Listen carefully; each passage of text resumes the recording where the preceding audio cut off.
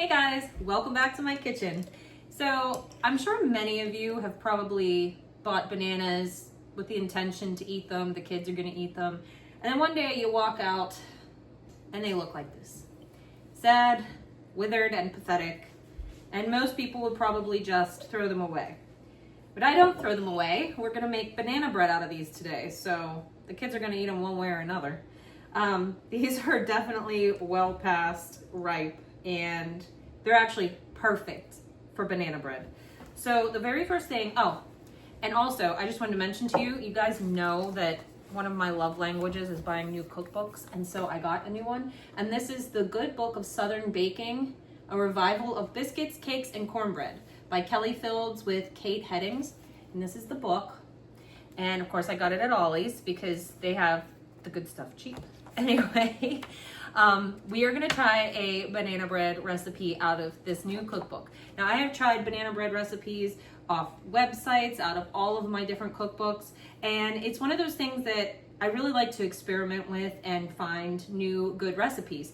Now, a lot of times when you're making a banana bread, a zucchini bread, any type of thing like that, there's a large amount of oil that is called for. And I never like using that much oil, really. Like I said, I usually like to go for, your more whole fats like lards and tallows, and I will use olive oil, but sometimes if you use a lot of olive oil in a recipe for baking, you kind of get that olive oil flavor, which in very few applications is desirable, but sometimes it gives your baked good a kind of a weird flavor and even an odor if you use like half a cup to a cup of oil.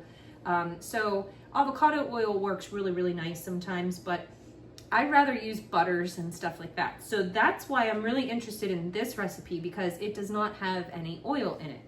So we're gonna go ahead and get started. And the first thing that this recipe calls for is to grease our pans. And I love it because we're using butter. And so we're just gonna get in here and grease it. I always use a paper towel. You can use your bare hands if you want to. Whatever you enjoy doing. Make sure you get it in the corners. You don't want it to stick. And because this makes 2 loaves, I am using one of my metal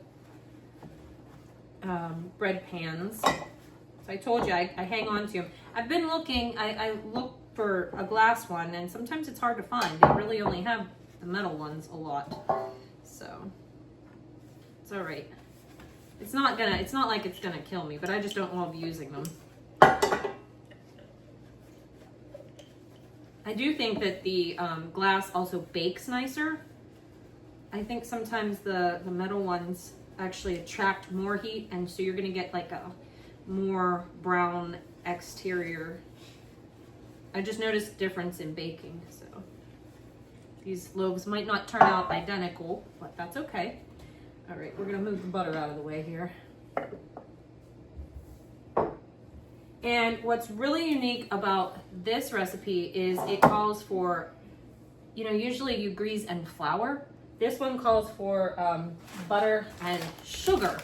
So this will actually be a really, really cool take on this banana bread, I think. So we're just gonna see. Basically, we're going to grease the pan just like we would, greasing sugar instead of greasing flour, just like you would anything else. That actually looks really good in there. I'm going to put this aside and get the other one going. I'm probably going to make a mess. It's okay. That's all I ever do is make a mess. I feel like all I ever get done doing is cleaning up my messes. It's worth it. Okay. Nice and sugared. It's like a greased donut, or like a glazed donut, like a sugared donut, basically. All right, I'm gonna put the sugar away. I think it does call for raw sugar. I don't have any right now. I usually get raw sugar from Aldi's because it's a pretty good price. But we're improvising. Okay, so that's done, and I should preheat the oven to 350, so let me do that real quick. Hopefully it won't give me fits like it did earlier. I think I use my oven too much. I think it's gonna be on its way out. I hope that it's not. This is the second double oven I've had since we remodeled this kitchen. And I think it's not even been maybe 8 or 9 years since we remodeled this kitchen. So I wear them out quick. All right, the very first thing that we're gonna do is put half a cup of butter at room temperature. Oh my gosh, and when it's at room temperature, it's a mess, an absolute mess. I wanna make sure I get all of that off there. No butter left behind. Okay. Alrighty. Put that butter in there, and then we're gonna mix that with the sugar, which we have 1 3/4 cup brown sugar. It calls for dark brown sugar. I have regular brown sugar. If you wanted to make your regular brown sugar darker, just add a little bit of molasses. It's the same thing. That's how they make brown sugar. And then it calls for 1/3 of a cup of sour cream and 1/3 of a cup of Creole cream cheese, which is another recipe in the book. I don't have the ingredients to make that, so it does say that you could substitute with another 1/3 cup of sour cream. So right here I have 2/3 cup sour cream. We're gonna use that.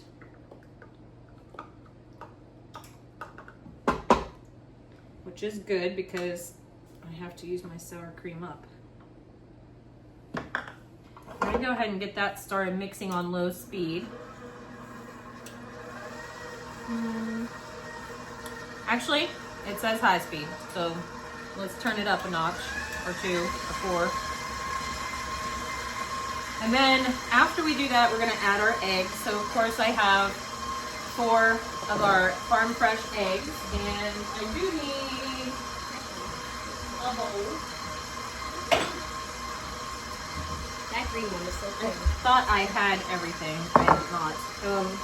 Yeah, so this green egg, I think is this a new layer?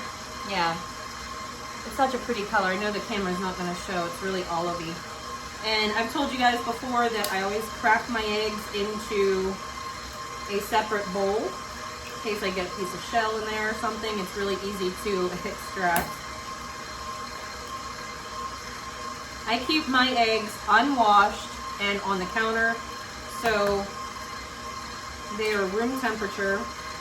I always think that when you're baking, unless the recipe specifically calls for your eggs to be cold, that room temperature eggs always bake up nicer.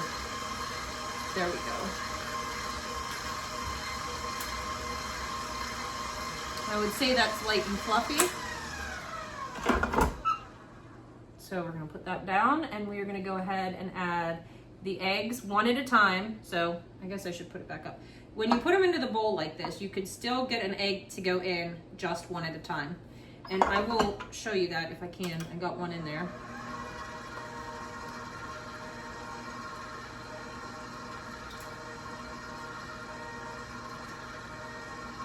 A lot of times recipes call for eggs to be added one at a time until incorporated.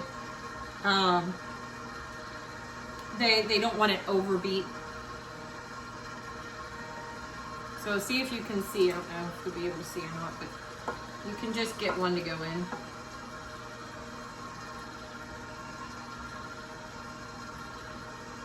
While we're doing that, the last thing we're going to have to do is add the vanilla in, and then of course the bananas, but those will go last. We have to do the flour too, which I keep down below here. I'm just making sure I've marked off all my boxes here. I don't want to be forgetting anything.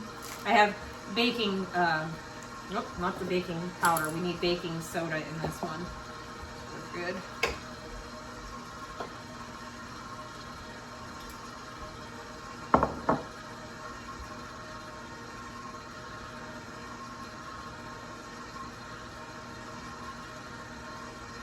Sometimes I get impatient and I just want to dump them all in so I can get done. But you gotta really just trust the process. In goes the last egg. All right. So we need, where's baking soda? 2½ teaspoons of baking soda.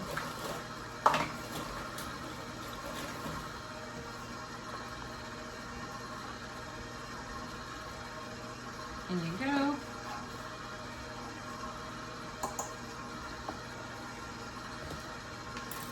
And then the vanilla, we need 1 teaspoon of that.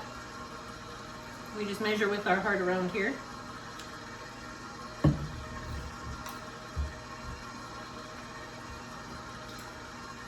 All right, let's see.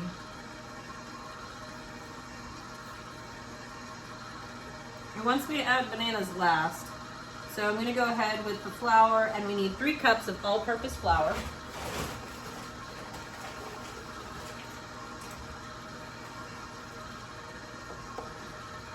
I'm being risky here doing it like this.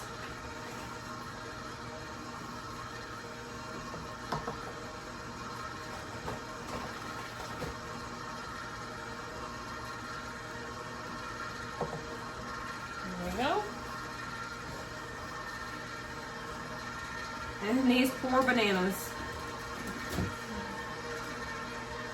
It doesn't make you feel as bad though when you know that you're using them so that they're not gone to complete waste.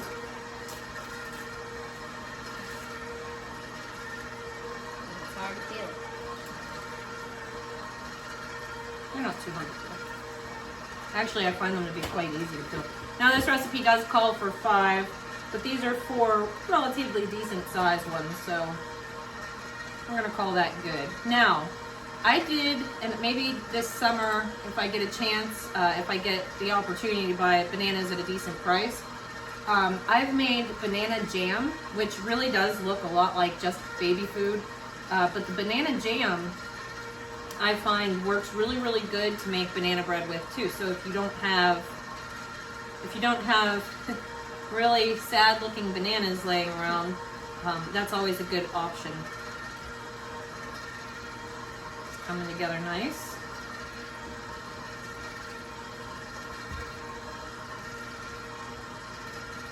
Let me know if you guys would like to see the banana jam recipe in the comments below. I've used that for some different things baking. You can use it in place of applesauce if recipes call for applesauce.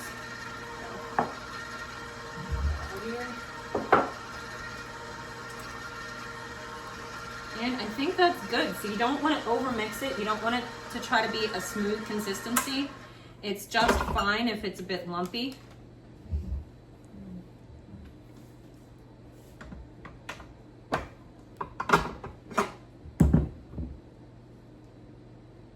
So you always got to scrape down your paddle. And usually you're gonna have kids coming out of the woodwork when you're doing it so that they can get the good stuff. They always tell me not to scrape it down too much. Here, you guys want this? Yep. You and Chase share. Yeah. Okay. We're gonna go ahead and just make sure that everything's incorporated, nothing's stuck on the bottom, and it is good to go. So this is what it looks like, and I'm just gonna put it in these loaf pans. Is it good? Mm-hmm. I have a feeling it's gonna be good and moist.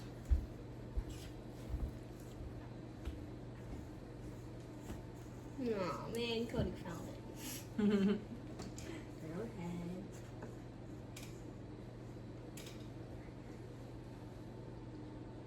Try to make it even out. Some people use a scale and all that jazz. I just try to eyeball it. I'm not trying to be perfect. I think this one could use a little bit more.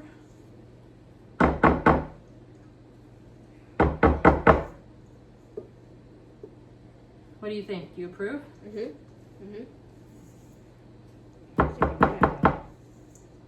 All right, here you go. Finish it off. Mm-hmm. All right, guys, these are gonna go into the oven for 50 to 60 minutes. So in 50 to 60 minutes, once I pull these out of the oven, actually it'll probably be a little longer because I'll let them cool so that they can taste test, all right? So I will check back with you guys at that time. All right, guys, we're back. They are out of the oven and absolutely beautiful. So we are gonna go ahead and cut them, well, slice it, and Harley's gonna be the taste tester. I'm on a diet, so I'm not taste testing anything. Already taste tested. Yeah, Chase already had a little piece that fell off. Here you go. Well, let's show it to him first so you can see. Look, I gave it to her and took it away. So it's a beautiful inside. There you go. Go ahead. Give it a whirl. Tell him your honest opinion, what you really think about it. Is it good? Yes. What's it taste like? Vanilla. Is it too sweet? Is it not too sweet? I How's think it's the actually perfect. sugar crust kind of on the outside? Can you notice a difference? Not really. It kind of adds a little sweetness to the outside. Okay. It's really good. Is it moist? Yes. There you have it. Moist, tastes like bananas. I guess that's exactly what you want when you make a banana bread, right? This would probably be really great if you added nuts to it. Go for it. Make this. Nuts, chocolate chips would probably be really good, I think, too. Or even the peanut butter chips, or making a mix of them. I think it would be wonderful. So go ahead and make this. And even if you make both loaves and it goes stale, you could turn it into like a bread pudding type of deal. So this will be a great all-around bread for you guys. So I hope you try this recipe. I will leave the recipe and the notes from the book in the comment description down below. If you try it, let me know how you like it. Since I'm not tasting it, I would love to hear from you guys. Until the next time, guys, bye.